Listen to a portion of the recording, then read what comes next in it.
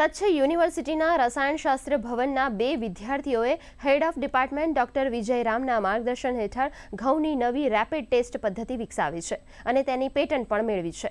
આ રેપિડ ટેસ્ટમાં 2 અલગ અલગ પ્રકારના કેમિકલ પ્રોસેસ થકી ઘઉંની વિવિધ જાતોમાં ગ્લુટેન કેટલું છે તે જાણી શકાય છે અને તે ખાવાલાયક છે કે કેમ અથવા તો તેની ક્વોલિટી કેવી છે તે જાણી શકાય છે।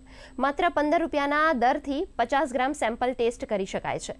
ગોડાઉનમાં રહેલા મોટા પ્રમાણમાં જથ્થાને માત્ર 10 થી 15 મિનિટમાં જ રેપિડ ટેસ્ટ થકી તેની વિવિધ ગુણવત્તાઓ ચકાસી શકાય છે। આ રિસર્ચ દરમિયાન ખેડૂતો પોતાના સ્ટોરમાં ઘઉં જેટલા મહત્તમ જથ્થામાં હોય તે ઘઉંનું એનાલિસિસ કરી અને ખૂબ જ ઓછા ખર્ચે તેની ગુણવત્તા ચકાસી શકે છે।